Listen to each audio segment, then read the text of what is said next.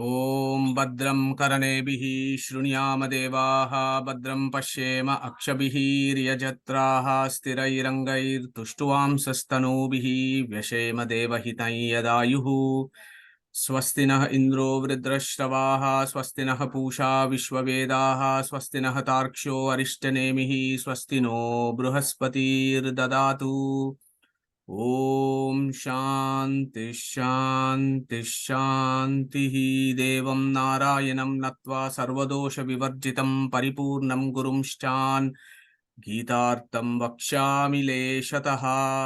So good evening, good afternoon and good morning to folks. So we are starting our Gita 18th chapter, part C. Suresh and team is ready to take on. Suresh, over to you. Thank you.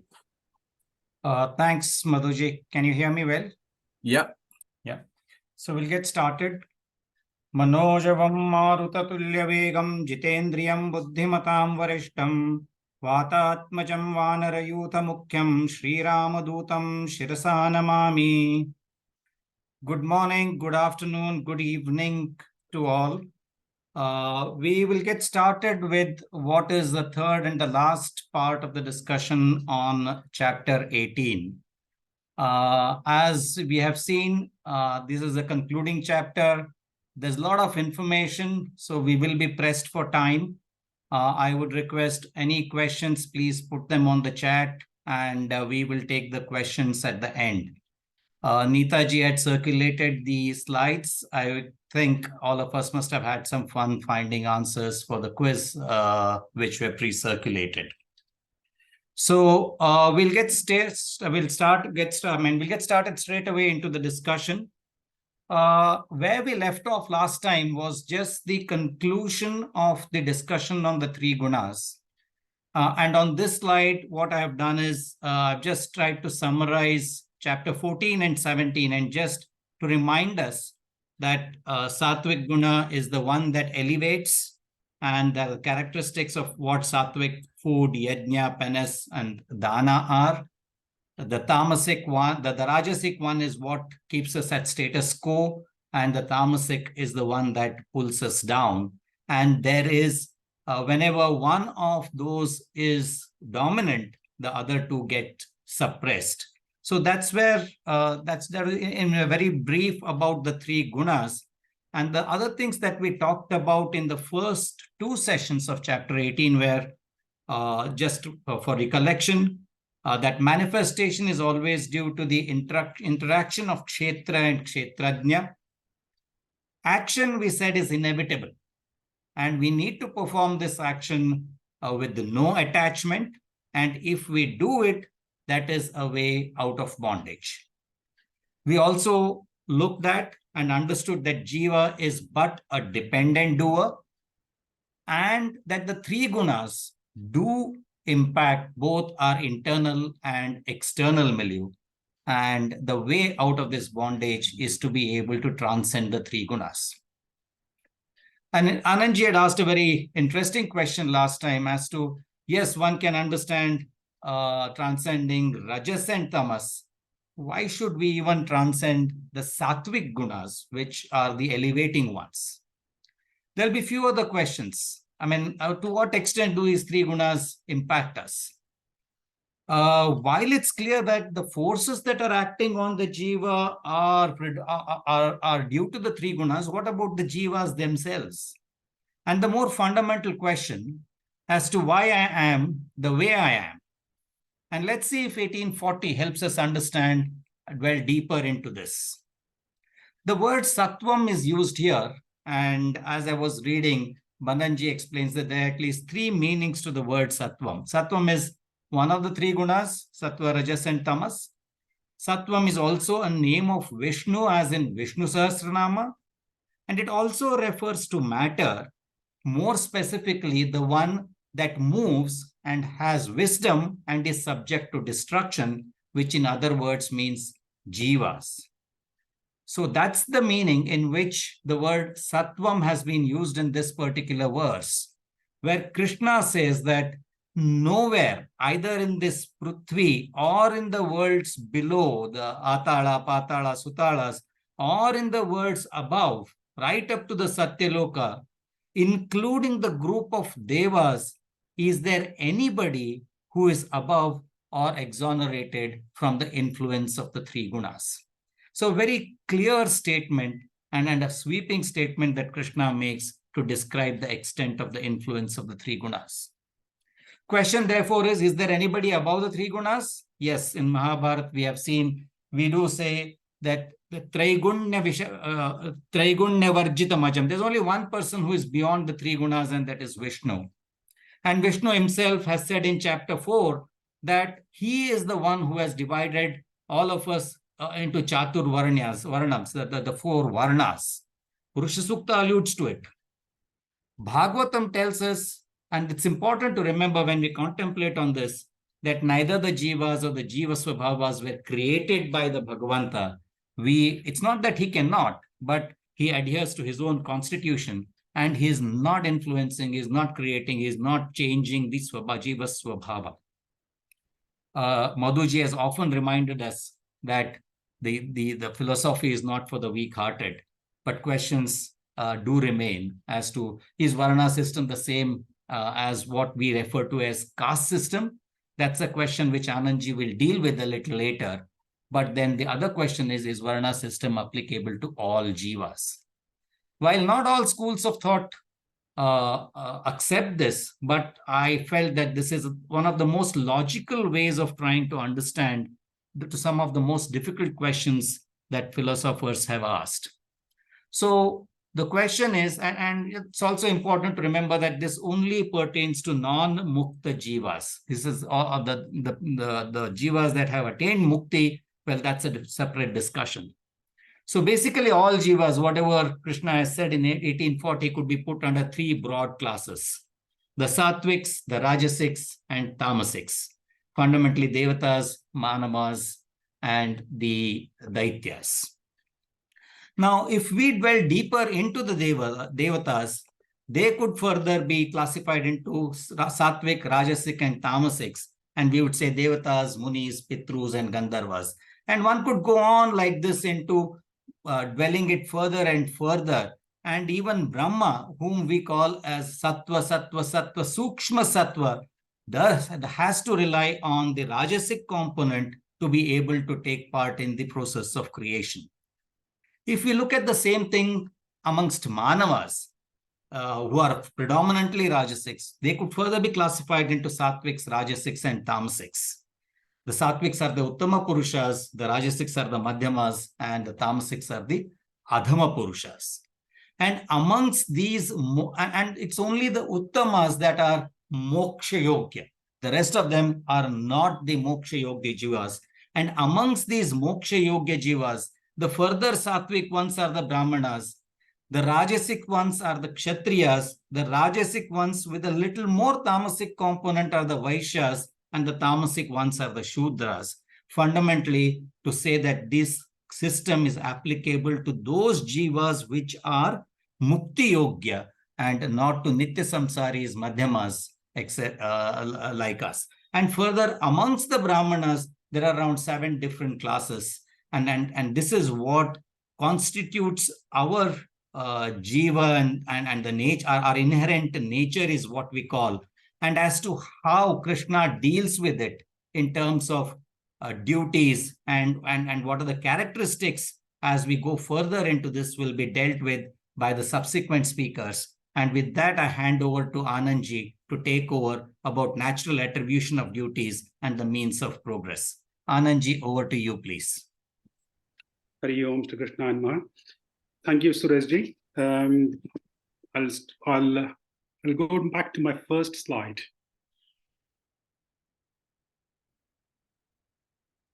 Yes, that's the one. Thank you, Sureshji. So we heard from Sureshji that the Uttamas, the Rajasic, Rajasa, Sattvic souls are classified into 4 Varnas.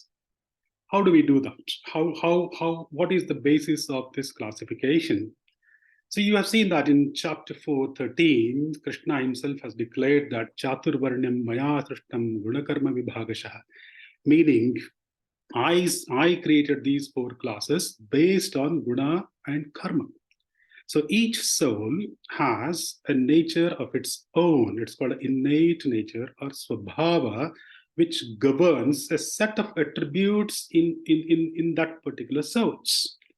The attributes in turn governs the actions. So the actions or the karma, according to the attribute, we call it a swakarma or a prescribed duty. So this is based upon the innate nature of the soul. So based on the attributes and their respective karmas, there are four social classes or varnas with respect to swakarma. This is what is stated in this first shloka. And these we call them social classes because that is proportionate to the social duty they perform. Meaning, every society should have these four classes. These four classes are very important for any society. So these classes do not come by the family birth. This is based upon the innate nature of that particular soul. So it is not a caste system. Sometimes there can be some external influences, which is called prabhava, which can mask the innate nature of a soul. We will touch upon that towards the end with the illustration. Again, these four categories of social classes are subject to the influences of the gunas, the rajas, sattvic, and tamas, which are born out of prakriti. So what are the social duties of these four classes? Next slide, please. So Brahmins study and teach members of society, Kshatriyas protect and govern society, Vaishyas earn and support society, Shudras serve and grow and make more for the society. So these are the classes with particular duties in a society. So it is not caste once again. So what is that? What is it that makes Brahmins study and teach? So in this particular shloka, Lord Krishna has given Brahmins about 9 attributes.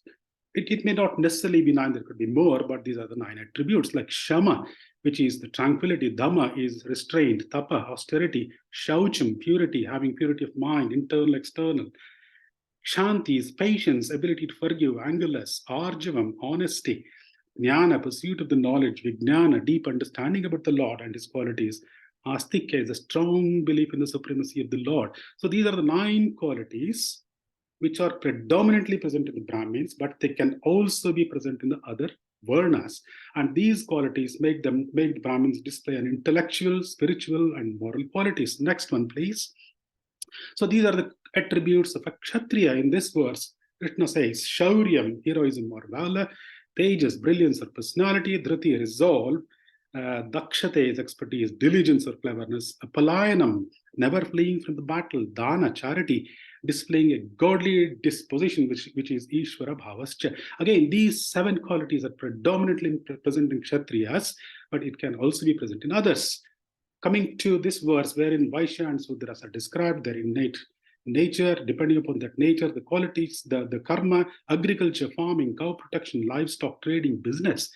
The Vaishyas form the backbone of any country. And from an economic perspective, these guys misbehave or these guys leave the country, the economy falls and we have an economic recession. That's the importance for Vaishyas. Coming to Sudra, Shudra have got service-mindedness to the others. Nana janasya sushrusha. Without such a quality, such a quality of helping nature to others, one can never be called a human being. In fact, without the Shudra quality, one cannot belong to any other varnas. So, meaning, if someone wants to be a Brahmin, he's a Brahmin, should have a quality of Shudra. So is Kshatriya and Vaishya. Incidentally, this classification of the varnas finds mentioned in Purusha Sukta.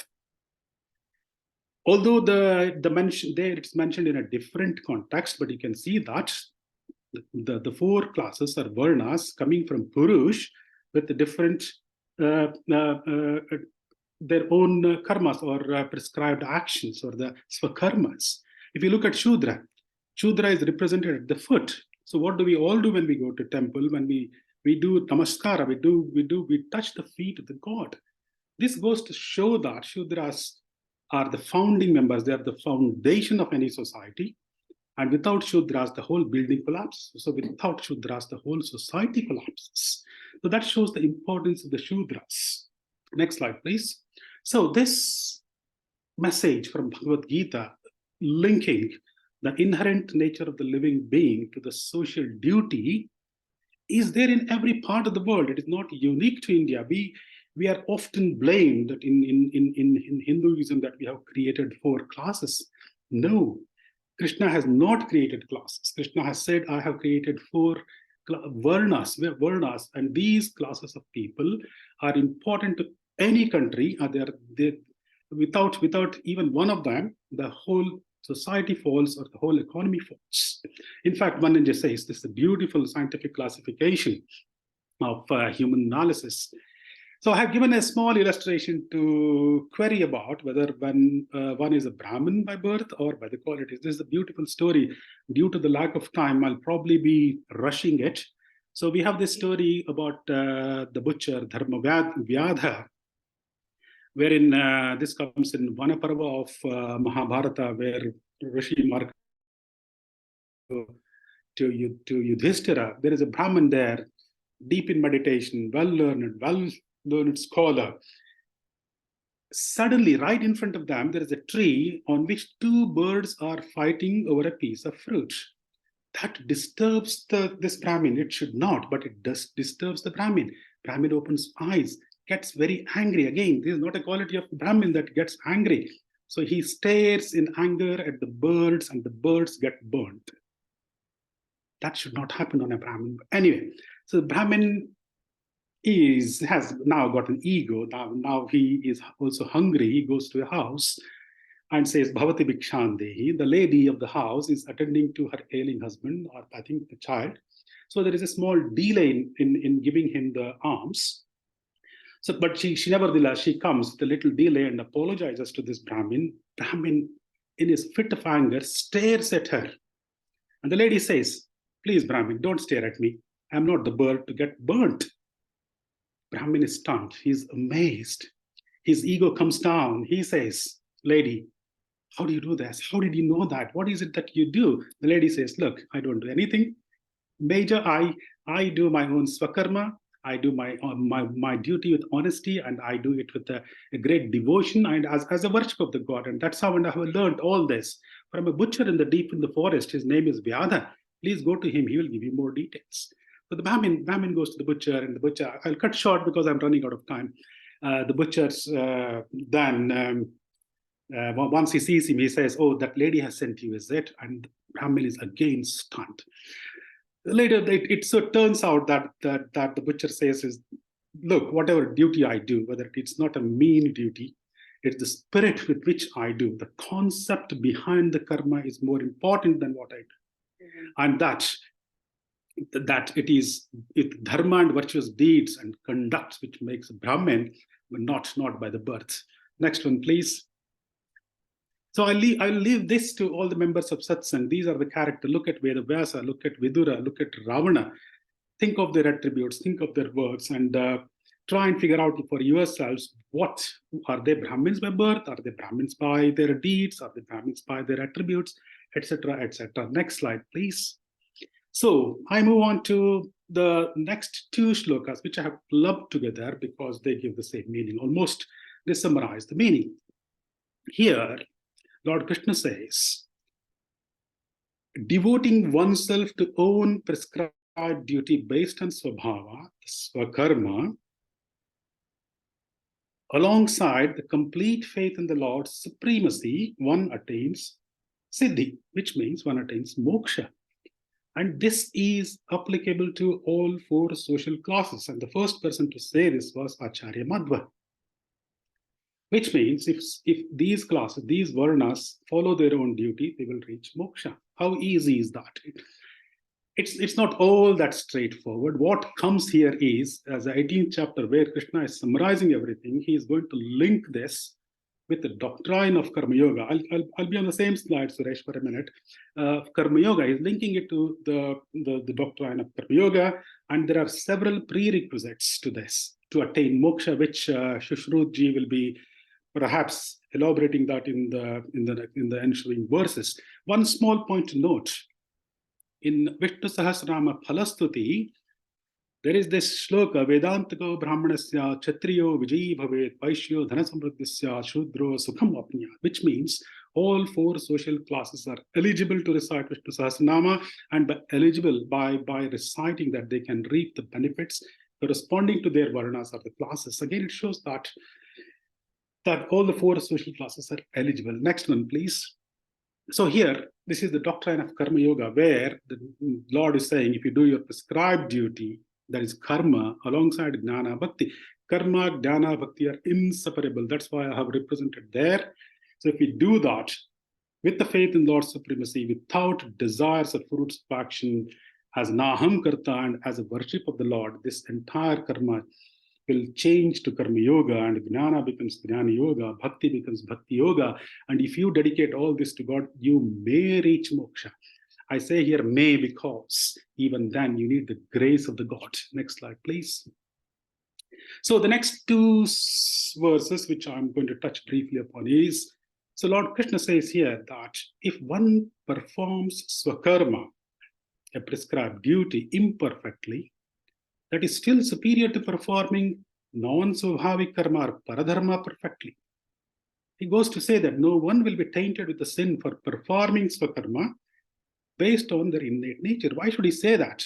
We have seen that Arjuna in chapter 1 and early part of chapter 2 has been lamenting with Krishna that, look, Krishna, if I do my swakarma as a Kshatriya, I'll be killing my gurus, my teachers, my brothers, my friends, blah, blah, blah. So he has that feeling that if I perform my own swakarma, I'm going to commit sins. Here, Krishna is saying, no, he's reassuring to Arjuna that that's not the case. Never give up your swakarma, fearing the imperfection or fearing that it's going to be defective or painful, because he says all endeavors are covered by some fault, like soldiers do die in the war. Vaishyas, losses in the business. The same slide, please. And austerities for Brahmins are difficult and hardship for laborers. And he gives a beautiful metaphor here that dhume agnir ivavrataha, which means the fire, such a pure thing, is still covered by smoke. Beautiful. Next slide, please. So I end my talk with two illustrations, if I have time. I hope I have time. So these two illustrations say that if you divert away from swakarma and follow paradharma, it can be very dangerous. This is a beautiful story of Ajamila. I'm sure you've all heard about it in Bhagavatam.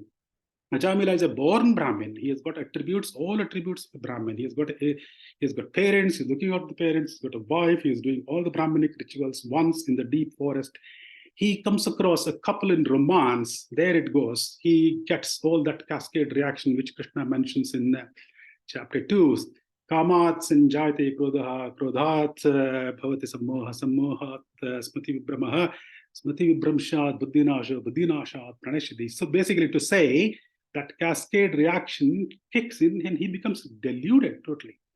So what happens is he gives up all his swadharma. He divorces his wife, rejects his parents, and goes and leads a life of a criminal thief. He in fact starts living with this woman and has several children with her. So he does all atrocities for the entire life. At the age of 80 years, when he is having a nap, he has a vision. In the vision, he sees that he's approaching his death, and Yamaduts are there trying to take him away. He has a nightmare. In that nightmare, he shouts the name of his son. Incidentally, the son is called Narayana. And he says, Narayana, please come and help. What happens next? The Vishnu Dutas come there. Then there is a dialogue. You know all this. There is a dialogue between Vishnu Dutas and Yamadutas. And finally, this person wakes up and he realizes, look, I just took the name of Narayana and he has given me this grace. He has took me out of the mouth of the death. And that now that reverts back to his swadharma. He goes back to being a Brahmin and does his swadharma activities. So this goes to say that the grace of the God, even if one diverts away from, because of the environmental influences, diverts away from swadharma, he can come back to the swadharma with the grace of the God. And lastly, quickly, after the war of Kurukshetra, Yudhishthira, the great Yudhishthira, is very reluctant to be the emperor of India. And he says so to Vyasa Maharshi. And Vyasa says, look, you're being foolish. You are a Kshatriya. Your duty is to be the emperor of India. It's as foolish as me, Vyasa, sitting on that throne of the entire Bharatavarsha. It looks so. It's not proportionate at all, because you have to do duties according to the karma. With those two illustrations, I end my talk, and thank you very much for giving me this opportunity. I pass it on to Shushrut, please, Shushrutji. Thank you, Anandji. Moving on swiftly. So my remit is to talk about progress in spiritual journey, what characteristics we need to get, and what is our ultimate goal. So the verses themselves are fairly straightforward, but I shall pick out certain words in particular from each verse to try and illustrate some points. So in the first verse, verse 49, I'm going to pick up the word called Naishkarmya Siddhi. So that word has got two meanings. So as Sureshji has already said, there cannot be a state where we don't do action, and action always leads to karma. So how can we have a situation where we have no karma? So the only situation where we do not accrue karma is in mukti. So Naishkarmya Siddhi relates to mukti. However, if you expand it slightly, it could also reach a state where we are doing no bad karma. So all our energies are totally devoted to Krishna Bhakti, and that would mean we're probably not doing any bad karmas. The second word I'd like to pick out here is sannyasena. So sannyasa, we have this image that we are going to the forest and just meditating, but in effect, the word sannyasa can be broken up into some or sampurnam, which is Vishnu, and nyasa, which is to devote oneself to Vishnu. So that is what sannyasa is. Doesn't mean you have to go to the forest. As long as you dedicate all your duties, all your actions to God, that is also a form of sannyasa. So next slide, please. So in verse 50, Krishna says to Arjuna, I will briefly explain to you how to do these actions, how Naishkarmya Siddhi leads to Brahma. And the word here, Brahma, can mean various things. So Brahma is effectively is anything that is huge, vast. So Brahma could mean Chaturmukha Brahma. It could also mean Mahalakshmi. It could also mean Bhagavanta, and it could also mean Vedas. So in this particular verse, Bananji's lecture suggests that the meaning of Brahma is Chit Prakriti of Mahalakshmi, because he says that a mother is always more caring and she will take you to where you want to go. Next word again I'd like to pick out here is the word Kaunteya, because Arjuna has been referred to by various names throughout the Bhagavad Gita. And why pick out the word Kaunteya? Because Vedavyasa here has used Kaunteya to remind us of Kunti.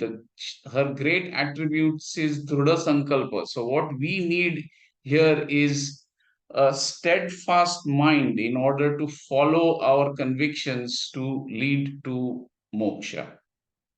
So next slide, please. So in verse 51, Krishna tells us that once one becomes fit to attain Brahman, one gets purified intellect. So we start restraining our senses. We have to abandon other sense objects. So the word I would like to pick out here is Shabdadina Vishayan Tyaktva.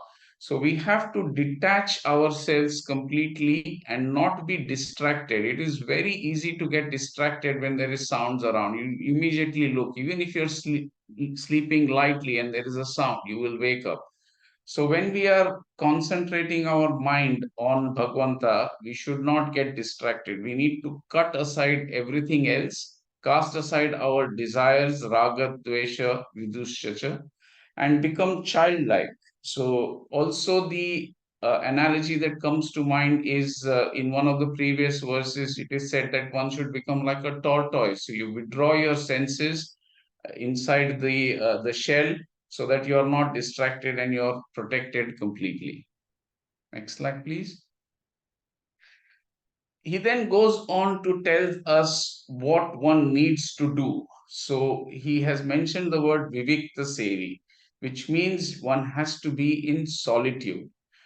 It is very difficult to meditate or think of higher things once one is in a crowd. So also the environment is extremely important.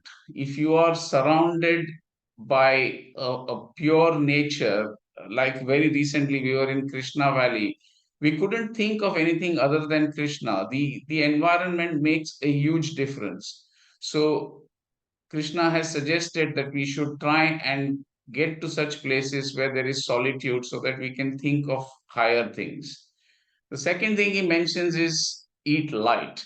Very often we will have a heavy lunch and then our mind gets dull. So we need to eat light so that our mind can be concentrated very much on Krishna. So that's pretty much about this one. Next one, please. And then he goes on to say what we shouldn't do. So he talks about ahankaram, balam, darpam, kamam, krodam, parigraham. So these are things that we need to avoid: ego, force, arrogance, anger, selfishness, and desire. We do not want to have such bad attributes. These are tamasic attributes. We want to be in the sattvic spectrum to be eligible to get moksha. So we don't want to have these tamasic attributes. And then he says, if you don't have all these bad attributes and you have the good attributes, then you are fit for union with Brahma, which is Brahma Bhuyaya Kalpate. Next slide, please. So that brings us to the qualities that we need to possess in order to achieve moksha. So, quite at the beginning of Hindu Knowledge Academy, we had Professor Mukund from America who came and gave us a beautiful talk on Deca traits or an approach to success. And those who have unfortunately missed this lecture, I would urge you to go on to the Hindu Knowledge Academy website and listen to this lecture. He's also written a book on 10 gunas, which is a very short book, but it is an excellent book. And I have stolen his points to get it across to you. So these are the 10 points that he says we need to inculcate in ourselves to try and get us to moksha. So the first one is jnana or knowledge. So we are on this path, and Madhuji has been passing on his knowledge to us over the past 3 years. So we have taken the first step. The second step is bhakti and devotion, and that is something we will need to improve, and I will come to that a little bit later. Third is vairagya.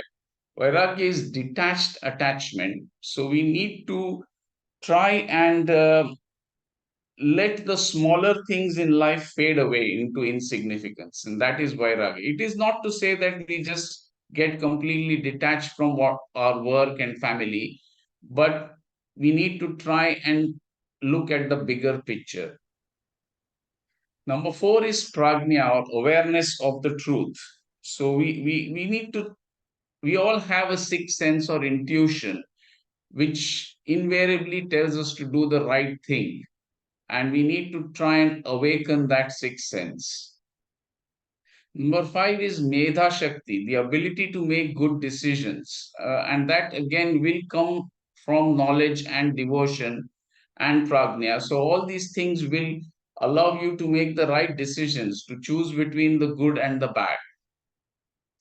Number 6 is Dhruti, confidence, focus. We need to know where we want to go and follow our path. So the best example of Dhruti is Dhruva, who meditated and got what he wanted. The seventh one is Sthiti, conviction and strength in your values. Often we will be distracted or given alternative ways which might seem easier.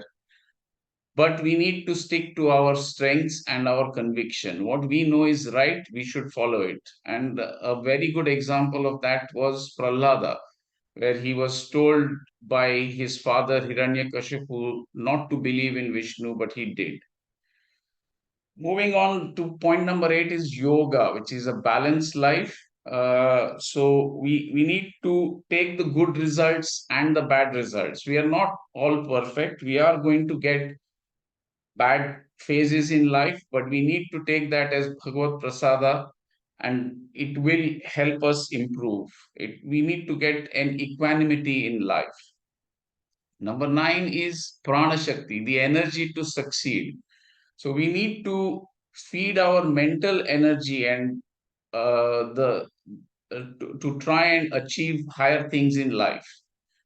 And the last one is Bala, physical and mental strength. So not only we do need to keep mentally strong, but we also need to have physical good health. So regular exercise and eating well will allow us to have a good physical health, which will allow our mind to remain on Bhagwanta. And the best example who has all these 10 qualities is Hanumanta, Vayudevru, and of course we know Madhvacharya is the third incarnation. So if we can get these 10 qualities, we will be definitely on the path to moksha. Next slide, please. So we now know that the ultimate goal of our life is moksha. So I would like to pick on the word Brahma Bhuta. So in Bananji's lecture, he talks about 3 meanings of Brahma Bhuta. Number 1 is union with Brahman. So that is, we can get union with Brahman in mind. That is one meaning. The second meaning is the number 16 level Jiva contemplating on number 17 Mahalakshmi and number 18 Narayana, as we have seen in the ladder to moksha. And the third meaning he mentions is the union of the soul with Chaturmukha Brahma, which is in Satyaloka, when then we cross Virajanadi and reach Vaikuntha. He also then mentions another word here called samasarveshu bhuteshu. So here it means that we have to look at every living being as equal. And that has again 2 meanings. One is that everything in this world is shara, it is going to get destroyed. And also every living being has an antaryamin in them, and that antaryamin is equal. So in that way, every living being is equal. And there is a previous shloka which mentions Shunicha eva swapakecha Brahmanam Gavihastini. So there are this previous evidence in the Gita which mentions that as well. Next slide, please. Moving on, he says, only by loving devotion can one come to know who I am in truth. So bhaktya, loving devotion, is extremely, extremely important. And once you have full knowledge of Bhagavanta, that is called Yathartha Jnana, which is pure and full knowledge, and you can get that to moksha. Next slide, please. So this is the last of my verses, verse number 56. And here it is clearly mentioned, whoever performs all actions for me. So it is never I am doing these actions, na aham karta, hari karta. So whatever actions I am doing are driven by the Lord and the Lord alone. And the most important word in this is mat prasadat, which is my grace. So without my grace, nothing is going to happen. So once you have that grace, we are going to hopefully attain eternal bliss in the imperishable feet of the Lotus Lord, which is very similar to the verse number 6 in chapter 15. Yadgatvana nivartante tadhama paramam mama. Next slide, please. So as I said, bhakti is the path to moksha. So we need to know what is bhakti. We have covered this slide many times before, but this is so important that I make no excuses for repeating it. So Jayatirtha has mentioned this in Nyaya Sudha, and the essence of it is highlighted in red. So it has to be a nirantara prema pravaha, continuous flow of uninterrupted love. It has to be dearer than one's own self and other belongings, but also with the knowledge of the unlimited, infinite, and flawless, auspicious qualities of God. So all these things are extremely important. So the next slide, please. And I thank Madhuji again for this slide. In the Srimad Bhagavatam, 9 types of bhaktis are described. So Shravanam, Kirtanam, Smaranam, Padasevanam, Archanam, Vandanam, Dasyam, Sakhyam, and Atmanivedanam, which is total surrender of oneself to the Lord. So Parameshwara Bhakti, he can only be known through the Vedas. So this is the first step that we are taking, and the Brahma Sutras will help us decipher the coded knowledge in the Vedas. We know then that he is the abode of infinite auspicious attributes without any defects. Unless we know him, there is no chance of seeing him. Unless we see him, there is no chance of obtaining grace. And as we know, God's grace is absolutely essential to attain moksha and release us from this bondage. Thank you. I hand you over to Venkatesh. Namaste, everyone. I want to first begin by offering my namaskaras to Sughanendra Tirtha Swamiji and to our teachers Keshav Rao and Meera Tadipatri, also to Madhuji here, who I have been fortunate to listen to. Also my fellow students Srinivasan and Prakash, and to the Sahiti group. I have met a few of them yesterday, which was really nice. What I'm going to do here is talk about Swatantriya and Sharanagati. That is the topic that Sureshji has selected for me. And then talk about it in the context of the 1861 shloka. And I have selected the first 59 and 60th shlokas as introduction, concentrate on the 61st shloka, and then the 62nd, 63rd as conclusions. And I'm going to concentrate primarily on the word sarva that has been used. As you know, Bhagwan Vedavyasa does not have a poor vocabulary. So he doesn't have what is called a Shabda Daridrya. So if he is using the word sarva many times and reiterating it, there must be some aspect of it, which is what I hope to uncover today. So if you go to the next slide. So what are we doing here? We are coming towards the closing statement that Bhagwan Krishna, Lord Krishna, is making, right? So he's answered all of Arjuna's questions. He has expounded the Nishkama Karma. He has given the doctrine of karma. And he has also now given the Vishwarupa. And so all of these teachings are coming together, and the Lord is now finishing strong. And so, but before he does that, he begins with a caution. And what is that caution is, Yad ahankaram ashritya nayotse iti manyase mithesha vyavasayaste prakrististvan yakshati. Yad ahankara. And then swabhavajena kaunteya nibaddhasvena karmana kartum nechasi yanmohat karishyasya avashopi tat.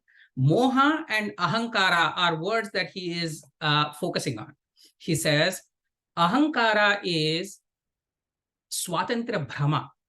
Understanding as if you have independence when the Lord is all independent. And so relying on this false pride. And moha is delusion and believing in that false pride. You should be relying on dharma. You should be relying on Paramatma. Rather, if you rely on ahankara, which is this pride, false pride, and the delusion of your own independence, he says, Mithyaisha, whatever vyavasaya you are attempting to do, whatever work you're attempting to do, that will be mithyaisha. It will be in vain.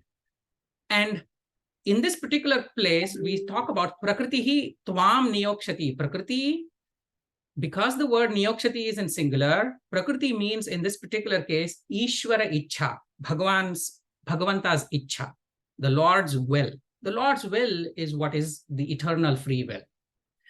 Yanmohat kartum nechasi. So I am advising you to do this war, and should you decide not to do this war, avashopi tat kriyate eva, meaning Paramatma, his will make you do it anyway. So what is the message that Krishna is giving, caution what Krishna is giving before he begins his work is he's saying, pride and delusion will not let you escape my will, Paramatma's will.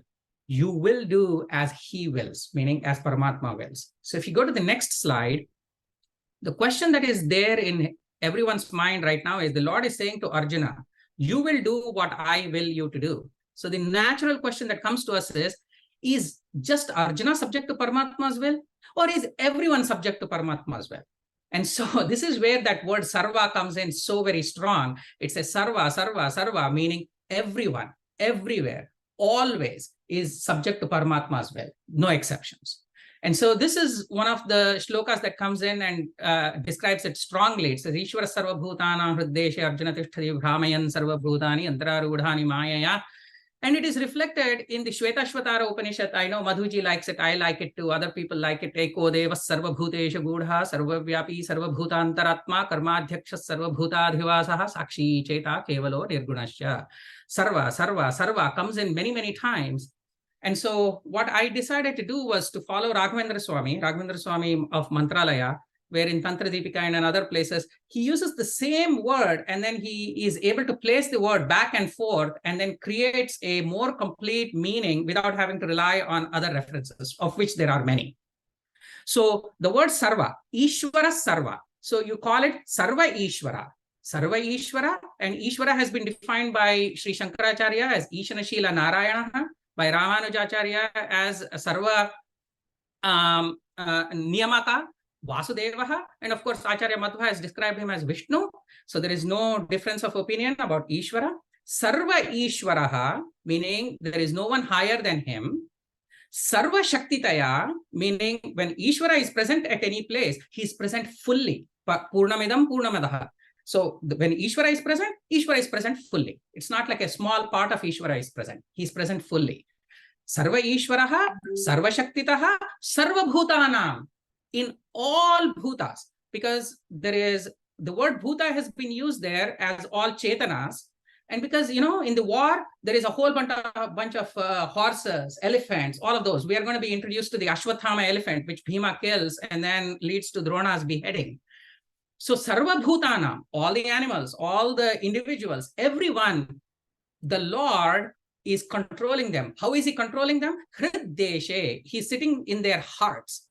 But we know that Hridi Sannivishta has been a word that has been used before, but in this particular case, they use the word Hriddeshe rather than saying Hridi. And that means Hrid Kamale, because people have been talking about the 8-petaled lotus in humans' hearts. That's the reason why they use the word Hriddeshe, because the animals, maybe they don't have that Kamala, but in the humans, the Hrid Kamala is very, very well established. And Hriddeshe Arjuna. Arjuna stands for silvery hue. That's the reason why you get this word in Latin, argentum, right? Argentum, Argentina, all of those are silver. The word arja, argument, all of those explain cleanliness, clarity. So Arjuna has a very clean Shuddha Rupa. And so in that Shuddha Rupa, Tishtati, Bhagwan is completely well ensconced. Okay, so he's ensconced. What is he doing there? Sakim Karoti. So what he does is, again, you put the sarva back again, because Brahmayan sarva, sarva Brahmayan. Sarva ritya Brahmayan. What does he do? He induces the karma. Having induced the karma, he then induces the fruitifying of the karma and then bestows that karma phala to that individual. That's why the Acharya says, Aswatantrena bhavati. The karma and the karma phala, both of them are dependent on Paramatma, and they happen on the jiva, which jiva cannot escape really. That's why they say Sarvaritya Brahmayan, Sarva Bhutani, Yantrarudhani. Yantrarudhani meaning it's almost like a puppet. The individuals are all like puppets controlled by just one individual, which is the Bhagavan. And how does he do it? He does it Mayaya, meaning Chadma Rupena. For those people that don't know it, it is almost like a secret, Chadma. For those that know it, people understand it. Mayaya meaning for Arjuna and other people, it becomes more and more clear that the Lord's Shakti is doing it. But also another reason is Mayaya means Swashaktaya. So just as we know, in each jiva there is Bhagavan sitting, there is nobody else sitting inside Bhagavan and then making him do it. He is doing it by himself. So what does this mean? The Lord is addressing everything in the third person. He is drawing attention to something. He's communicating importance of it. And such importance and such uses have been done in multiple places. In the Katha Upanishad, Nachiketa does it. In the Drona Parva, Bhima himself does it to Drona. So addressing yourself in the third person is a very, very venerable approach to draw attention. So if you go to the next slide, what I did here is there is a Kannada work called Harikathamrita Sara, and it provides a framework of how the Lord does these activities. The Lord is called Karma Dhyaksha. So in other words, the Lord is not doing it according to karma. The karma is happening according to what the Lord's prerana is, what the Lord's instigation is. And so in the Sushumna Nadi, which is surrounded by the 4 sub-nadis, Arya, Prakashini, Vaidhiti, and Vajraka, sits this 8-petal lotus in the middle, of which the Lord is right in the middle there in your heart. And the Lord's feet is Vayudeva, and at the Vayudeva's feet is the Aniruddha and Lingatmaka Sharira individual praying. And so that is the status of how the jiva is, the same way that Arjuna is sitting in his chariot there, right? So the Arjuna is at Krishna's feet, and Hanumanta on the flag is also there in that chariot. So it's a very mystical way. And what this particular thing shows is that the Bhagavanta is sitting in everyone's heart. And when the Bhagavanta moves is where the karma starts occurring.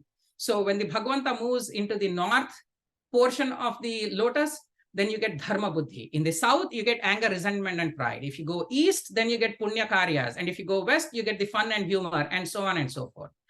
What this means is, if you look on the left-hand side, top left, you see a little kid running a hobby horse. Kolu kudire, it is called in Kannada, hobby horse.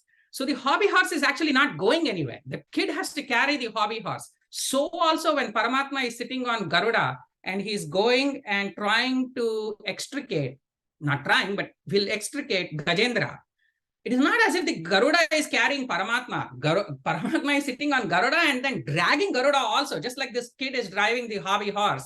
The Garuda has zero independence. The Bhagavan is sitting on Garuda and then dragging him across. And so now when you go to the next slide, next slide. Ishvara is Karmadhyaksha. What does that mean? The Lord's will is supreme. If the Lord's will is supreme and the Lord is doing everything according to our karma, why are the Shastras telling us to do stuff? Why are they saying Tameva Sharanang Gacha? As if I have independence to go do that. And then again, Sarva Bhavena Bharata. And like Madhuji has said, Huishtante Nama Uktim Vidhema. This is a word that describes complete surrender to God. What does that mean? It means Tameva, meaning to Lord only. Ishwarameva. Sharanang Gacha. Go to him. But go to him, that also going has to be through him only. Tat prasadat eva. That's why you need to move that tat prasadat up there as well. And then sarva bhavena, with complete bhava, with purna bhava, like Shushrutji has been saying, sarvadhika prema pravahena, like Sri Jaitirtha Muni has explained, sarvadhika prema yuktena, ananya bhavena, meaning sarva bhava has to be in Paramatma, not a little bit of it or a large part of it, but all of it. And then Bharata. Bharata means Bharata. Bha means Prakasha, meaning brightness. And so Arjuna, you're already bright. You need to become more bright. And you're also the Bharata Vamshi. So for all those reasons, you are qualified to do it and you need to do it. Other people have to imbibe that qualities and then do it. Tat prasadat, meaning Ishvara prasadat, yeva, param shantim. So by Lord's grace itself, you are going to get Lord's grace. Param Shantim, that's why the reason why they call it as Bhagavan Nishtha, which is Bhakti. Para Bhakti you will get. And then Sthanam Prapsasi Shashvatam. You'll go to the permanent place, which is Moksha. The question is, how can there be a place which is permanent? Because we know that permanent place will always be destroyed in Moksha. But in this particular case, the Parama place is Chit Prakriti, Lakshmi Devi herself. And so that's why the Vaikuntha, Shvetadvipa, Anantasana, those don't get destroyed. What is the main point of this shloka? The main point of this shloka is the Lord is not dependent on anyone. And this is a way of what we call Paurva Parya Viparyaya, meaning we say the king is very skillful. How skillful is the king? He didn't even draw his sword and all of his enemies were cut. What does that mean? It means that the king drew his sword and then the enemies were cut. But we are explaining that his skill is so fast that we explain the effect before the cause. And so this is the time when you hear words like the karma, God follows the karma, it means that God makes the karma and then follows what the karma happens. So that's what we have to keep in mind always. And his grace is required to get his grace also. So then, having explained all of this, the Lord is putting Arjuna to the test. It's called the Akshepa. He says, Itite jnanamakyanam. I have given you this Bhagavad Jnana. Guhyat guhyataram. This is the secret of secrets. There is only one God. That one God is controlling everyone. Nobody else is controlling that God. And then he's making you do the karma. And then he's giving you karma phala. It's the secret of secrets, the crest jewel of the secrets. Atyantena dayena. I have given it to you with a lot of examples, with very great care, so you actually understand it. Vimarshad etat asheshena. This jnana, let you think about it very well. And yatheshasi tatha kuru. Let's see what you will do. Because could you ever do something that is not my will? Could you ever do something which I have not asked you to do? And so when I'm telling you to do, it means that you are going to do it only. And so when Arjuna responds many shlokas later, as Sureshji will say, he has to use all of those words. He has to use tatprasada. He has to use moha has gone. So he has to use all those words to show that he has really understood it. And let's see whether he does that.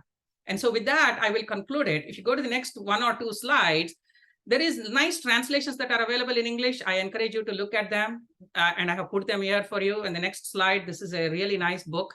And then there are a lot of references. One thing which I want to point out is there are 3 words that have been used by the Lord here, Kaunteya, Arjuna, and Bharata.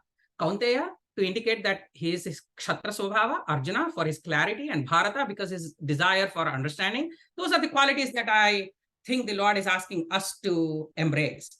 And Ishvara, there is all kinds of words that are used for him. And so those are all the words for us to ponder on Ishvara's nature. With that, I will pass it on to Harishji for conclusions. Thank you, Venkateshji.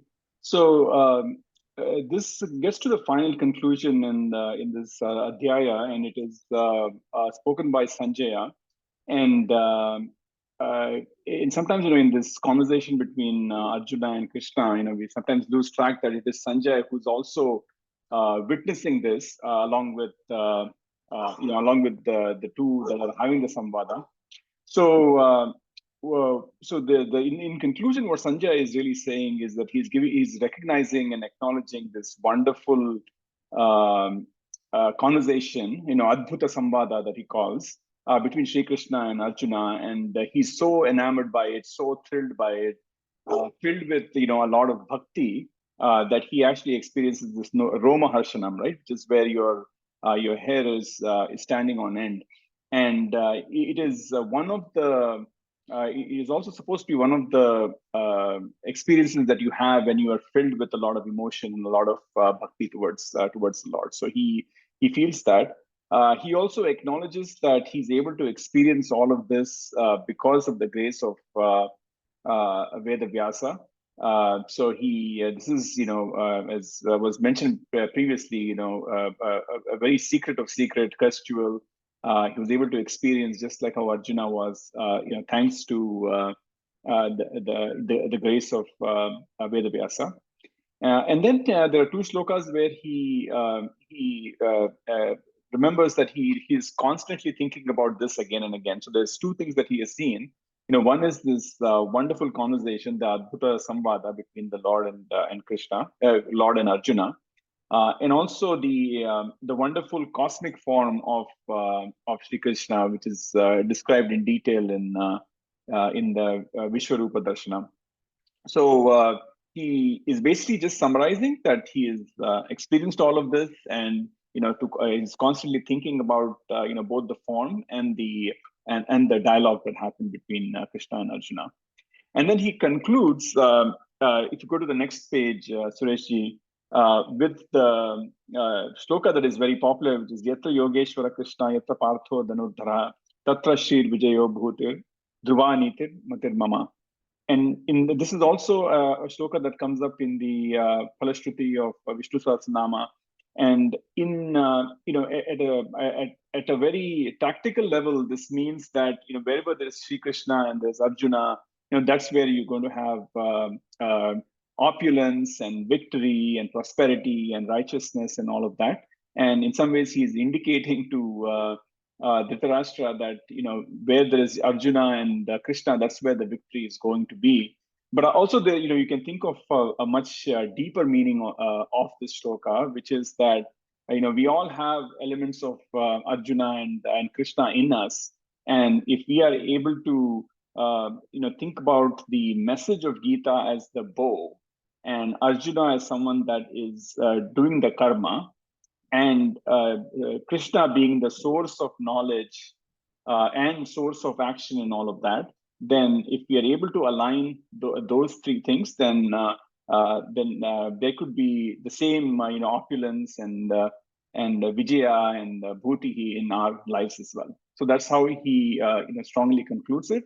And this last verse also brings this point that that jnana and karma need to work hand in hand, and it is in each of us to execute.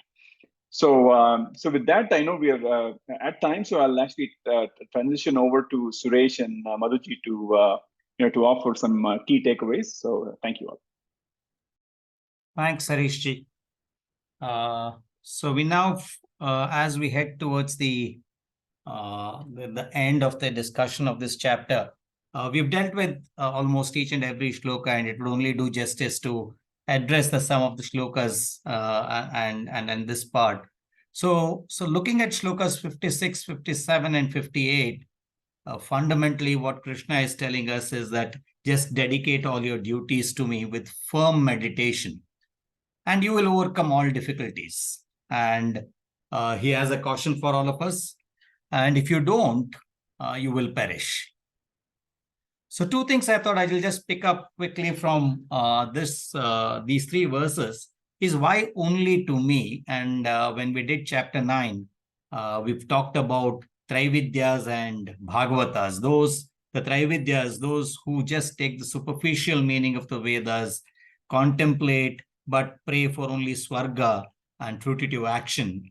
And they are constantly stuck in this repeated the life and death cycle. But the Bhagavatas are the ones who contemplate on Vishnu, are not desirous of fruits, and their minds are always absorbed in Krishna. This was a nice table from TSR's book that I just picked up. There is also a term, a Buddhi Yoga, that Krishna uses in the verse 57. We've heard of Karma Yoga, we've heard of Jnana Yoga, we've heard of Bhakti Yoga, but Buddhi Yoga is a term that we come across in this particular verse. And Buddhi Yoga, the way I understood, was that it is fundamentally the association with God, which starts at a mental level, which then gets into the intellect and has to get into subconscious, where one actually needs to make an effort to associate thoughts with God. Then it gets into our intellect, then we know that there's a reason as to why we are doing it. Then we don't have to do any effort, then we constantly associate everything else with the thought of God. Another way to look at the same thing is transitioning from a state of predominant action leading to knowledge to a state where predominant knowledge leads to action. If one describes it in terms of yoga, then perhaps the yama, niyama, asana, pranayama is where predominant action is leading to knowledge. And then you get on to pratyahara, dharana, dhyana, samadhi, where it's knowledge which will then becomes more predominant. In the next set of shlokas, the Lord has been talking about this secretive knowledge. He starts right in chapter 9, where he says, Idante tu guhyatamam. I'm going to tell you something which is very, very secretive. And in 1520, he almost says that Iti guhyatamam shastram. I've told you the most secret principles. But here again, he says, listen, my friend, I'm going to simplify it even further for you. And then in verses 64, 65, and 66, he gives us perhaps one of the most simple principles of trying to implement all of his teaching. He says, Sarva dharman parityajya, just, forget everything else except for what I have taught you. Relinquish all else. Then focus your mind on me, manmana. Be my devotee, madbhakta, and do nishkama karma, which is fundamentally puja for me, and acquire knowledge, which is doing namaskarams to me. When you acquire this knowledge, your ability to focus on me becomes that much more better. Your devotion gets deeper. You are able to perform more nishkama karma. Your knowledge further enhances, and keep doing this, and you will attain liberation.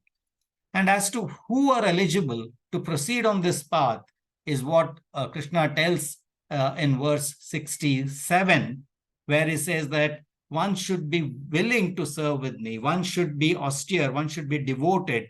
Only it is one must have these essential characteristics before one can pursue this path.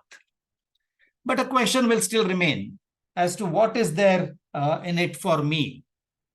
Well, Krishna says, you know what? It doesn't matter. Even if you simply just listen to this devotion, this dialogue between the two, the Lord and Arjuna with devotion, you will attain the abode of noble thoughts. But if you can actually learn, understand, and gain further understanding and imbibe the teachings, you will be better off. But then if you preach about this, undoubtedly, you will be the person that I would love most. You will be nearest to me, and there will be no other souls which are more dearer to me than those who actually impart this knowledge to others. Right at the end, coming right to the end, as a great teacher, Krishna asks the question, "O Arjuna, have you heard me with a concentrated mind? There is this din of war. You were confused. You're right in the middle of the battlefield. Have you been able to hear me with a concentrated mind?" And he asks the questions, has your ignorance and delusion been destroyed? Now, here's what Arjuna has to say. And before we look at what Arjuna says, it's important to remember that when Arjuna was concluding his arguments with Krishna as to why a war should not be fought, he made a statement. He had said, Nayositi Govindam, Krishna, I will not fight. Uktva tushnim bahuvaha, and he just kept quiet after that. So he was firm. He had used his intellect and he had told Krishna, I will not fight. And now after all this, when Krishna has asked this question, this is what Arjuna has to say. Nashto mohas prutirlabhva tat prasadam amuchyata sthitosmi gata sandehaha karishme vachanam tava. I will do as you have instructed me. It is by your grace that my delusion has been dispelled. My sense of duty has come back. All my doubts have been cleared. This is what Arjuna, an intellectual, after having listened to Krishna in person, and that's the transformation that Arjuna underwent. So as we come towards the end of this one cycle of learning about Bhagavad Gita, a question, of course, comes to all of us as well, at least to me, as to what about me?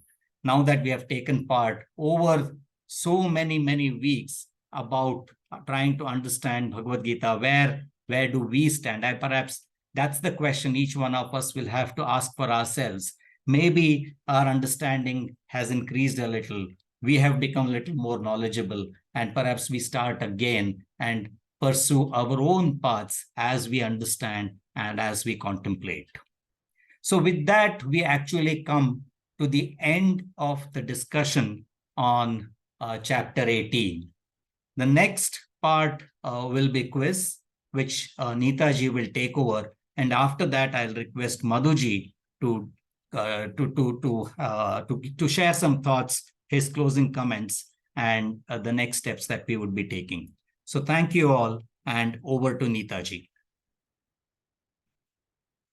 Hari Om, Shri Krishna Namah. So we had already circulated some questions I had put on the Sahiti Guru. So hopefully you've all had some time to do research. What I'll do initially, because of time constraints, so I'll go through the answers for those very quickly, and then there are 4 more questions that those are new and you can answer. Most of these you might have either done research, or as part of this session you'd have found the answers for those questions. Okay. So first question was about name the or find the shlokas from previous chapters which are very similar, either the whole of the 2 padas or part of the pada, one pada from the previous chapters. So I mean, if one of you want to quickly come and tell me just the numbers, then unmute and tell me, that is fine, or I will move on.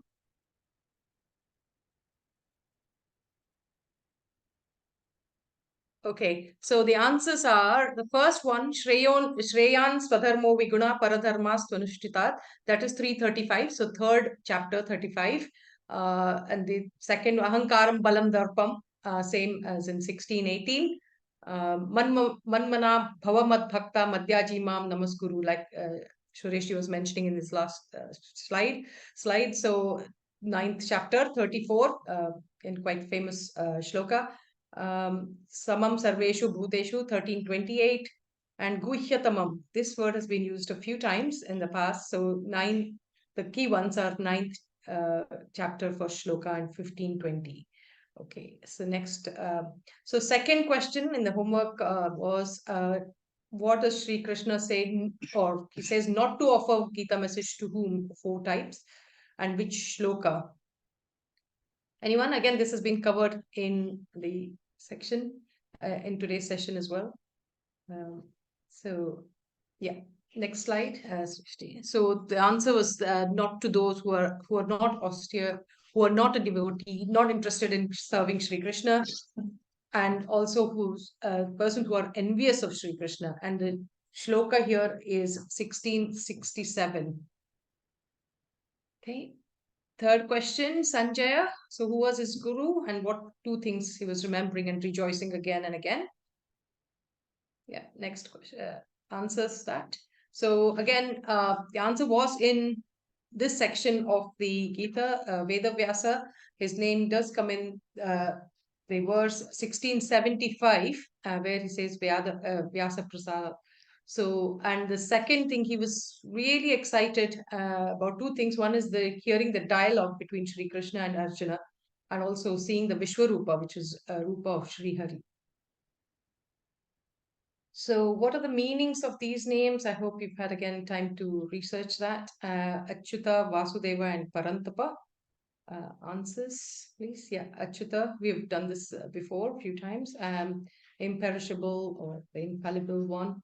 Vasudeva, so his name was Vasudeva even before he was born as a son to Vasudeva. So, which means that the term Vasudeva means that he is there in all beings and is the supreme being. So that's the meaning, that he abides in all the beings. Parantapa is the name for Arjuna, is a conqueror of enemies and subduer of enemies, or subduer of enemies. So now come to 4 quick questions for new ones, which are not there. So you have about 30 seconds, about a minute to think about this.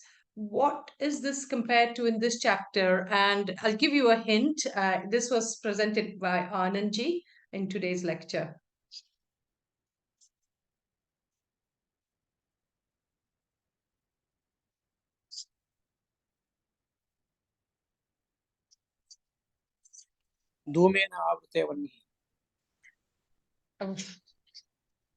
Sorry, someone mentioned something? Yeah, we got the right answer. Yeah. Dhumena avrite. Yes, what does it compare? What is he saying? What's the comparison to? So this is like how the jnana is kind of engulfed by the jnana at times. Yes, that is one. Yes, there are two references to this particular picture in Bhagavad Gita, but in the 18th chapter, there's one particular reference or one particular example he uses this for. You're absolutely right about the ignorance. That is from the previous chapters. Is it that anything that we do will always, it's not pure. I mean, there is always. Sorry, can't hear you, sir. Can you hear me now?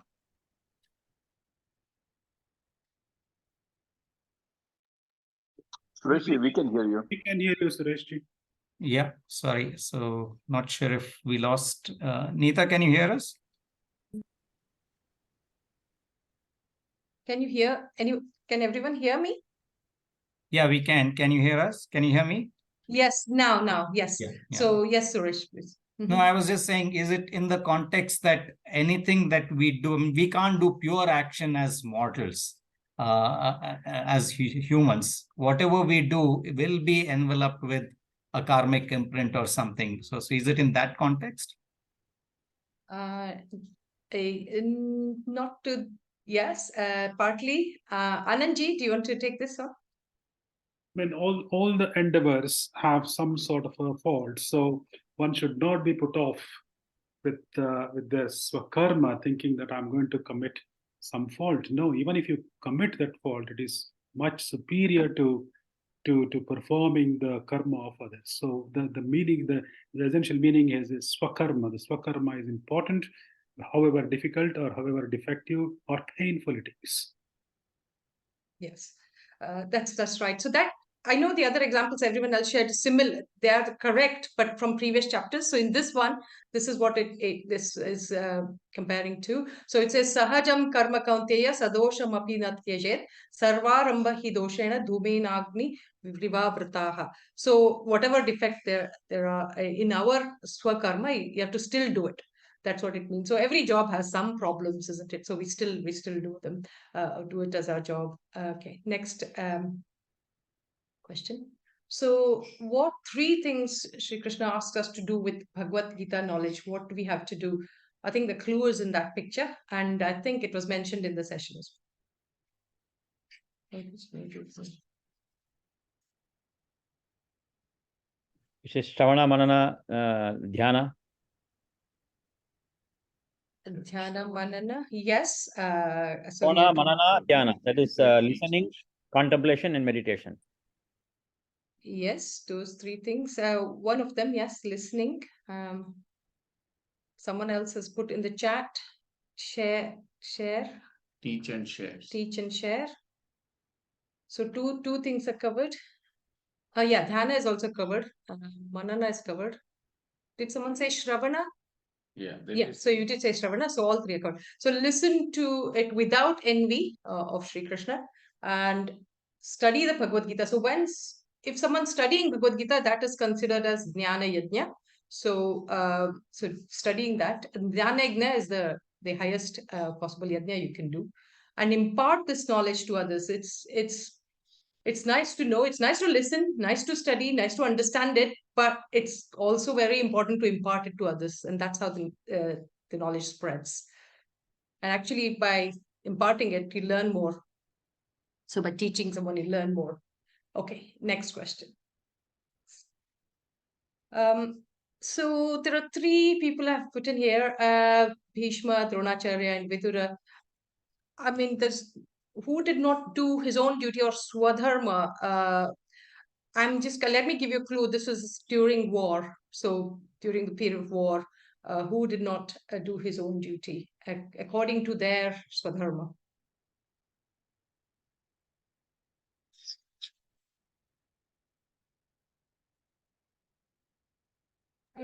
Yeah, Drona.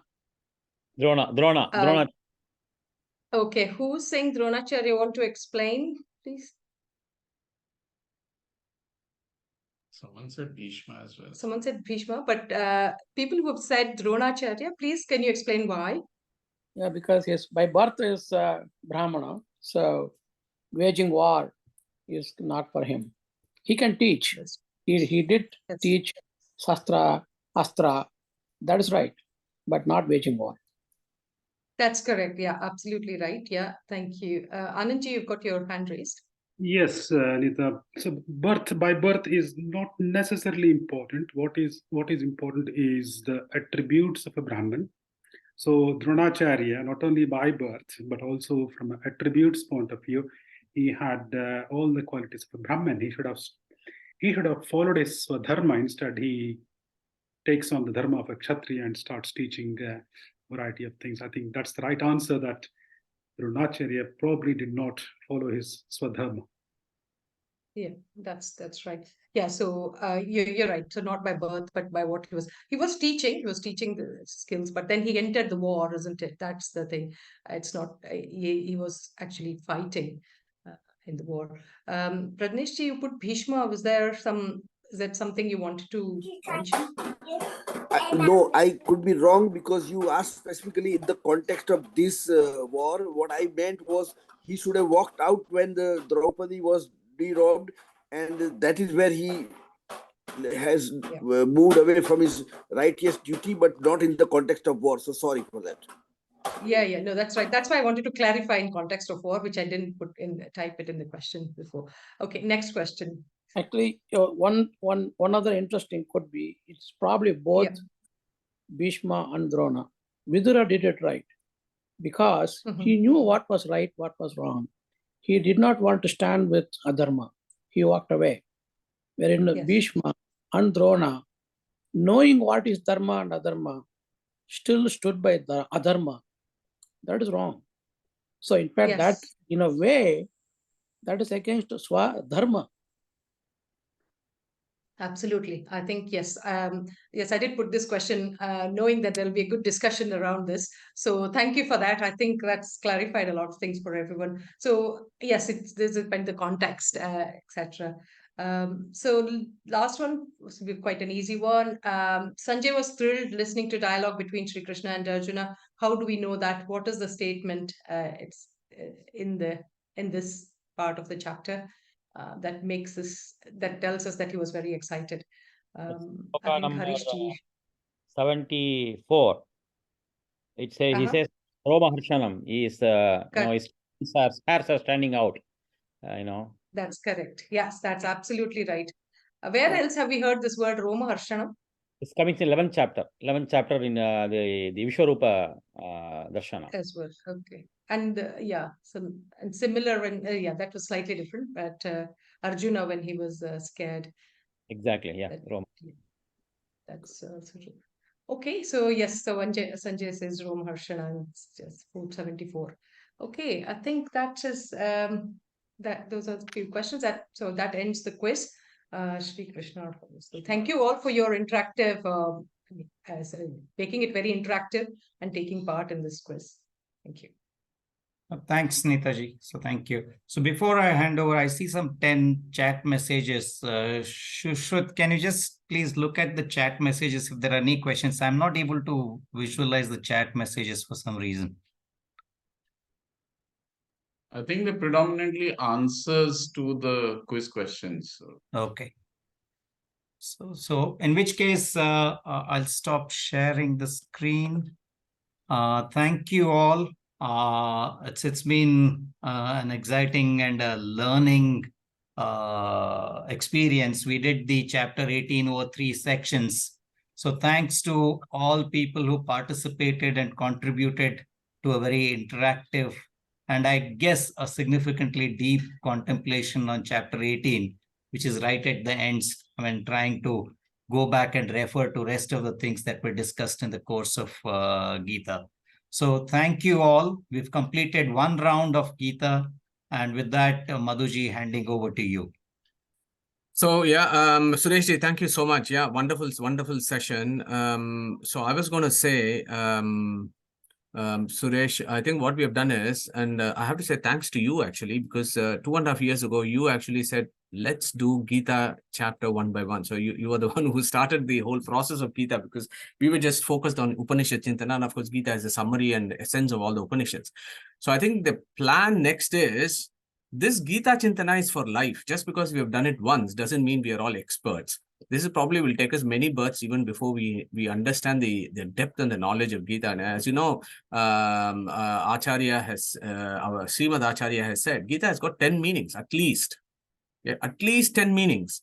And I don't think we have actually scratched even the surface here. So this was the first round of Gita Chintana, was actually to give an overview for the group. This is a very focused group of 20 to 25 families getting together every Sunday. So times 2, you're looking at 40 to 50 folks sitting and going through Gita chapters. So I think we need to keep going with this and probably increase the intensity of it and the depth of it a bit more. So that's what we are thinking about. And when we were in Hungary, we were talking about this. How do we move? How do we escalate this? How do we get a deeper contemplation? So one of the things that we were thinking about, Suresh, and we need the whole team to actually feed into this, send messages into Sahiti so that we'll take a considered view on this, is there is a view there that the Gita the recitation of the slokas need to be done authentically, and we need to know how to recite the Gita. Yeah, so that is one aspect of Gita recitation. And there are very many experts in this group who have learned how to recite Gita in the proper way over the years. So maybe we will bring that into this forum as to how to recite Gita.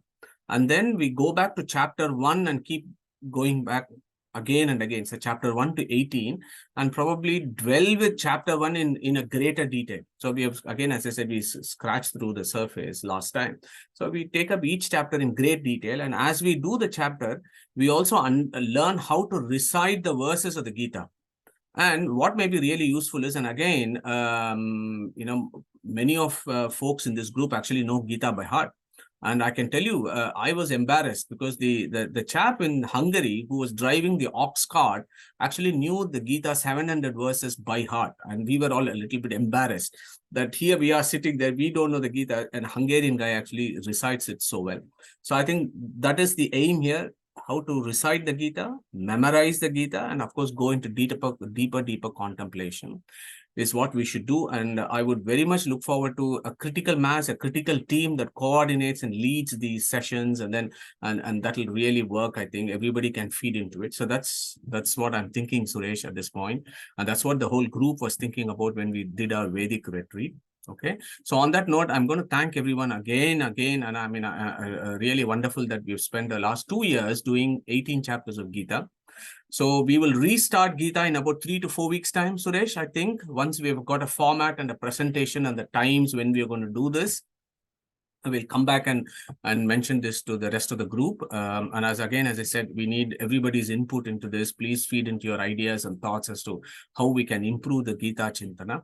Okay, so on that note, again, I want to thank the team that has done this session. And I also want to remind people that we are going to start Atharvana Upanishad next Sunday. So Atharvana Upanishad, as you know, is part of Atharva Veda. I mean, every Upanishad is beautiful. Atharva Veda Upanishad, Atharvana Upanishad is again incredibly amazing. There are about 64 verses in this, and it'll probably take us about 8 to 12 months to complete it if we do full justice to the profound philosophy of Atharvana Upanishad. So we will start that next week.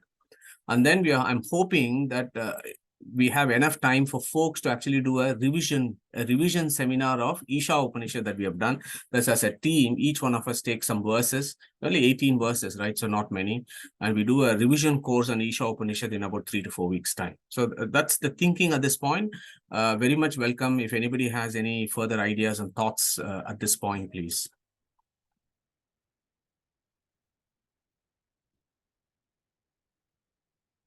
Okay, so no further thoughts. Suresh, I think Kavita ji is saying, please explain Jiva Swabhava. I think we can keep it for the next class. I think we are running out of time now. So if there are no further questions, can I request you to recite Om, and then we close today's session, please. Madhuji, can I just ask one question? Yeah, please. You don't have to answer today. It's just for everybody. We were talking about the 4 varnas. It is based on the Swabhava and our karma, not by birth. Now, this is a very open-ended question. We can contemplate about it. If we remove the system by birth, and then and have the Swabhava and the karma play out, who decides? Because everybody can claim that he is Brahmin or he is this and that. Who will be the deciding person or the entity that this guy should do this guy should do that? Because the birth system did work very well for many centuries, provided it was properly utilized and properly channeled. So if you remove that, and if you say that the Swabhava is deciding everything, how do we have the the balance in the society? Okay, and just a very simple thing, and I don't want to get any thoughts on this, but it's just too complicated because to contemplate on this, because we say that it is driven by Swabhava and karma. Then we need to see how to put that. Then that means everybody born, like in Islam, they are allowed to send to madrasa and they learn the Quran. So like that, everybody should be sent to learn Vedas is the question. So then so anyway, that's my question. You don't have to answer today, but something to contribute. Yeah, sure, Prakash. Thank you very much for putting that forward. So let's ruminate on this over the next few days, and maybe next Sunday we can take it up. Maybe we can take it up for discussion at the end of next Sunday, if that's all right. Yeah, I hope that's all right, Prakash. Okay, on that note, Suresh, do you want to just recite? Yeah.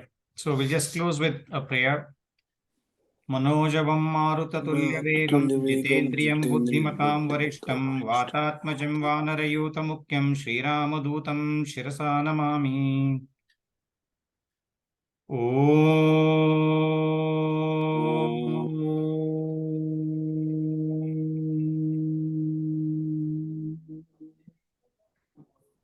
Shri Krishna Arpanamastu. Thank you. No problem. So thank you, everyone. See you next Sunday. Hare Krishna. Take care. Hare Krishna.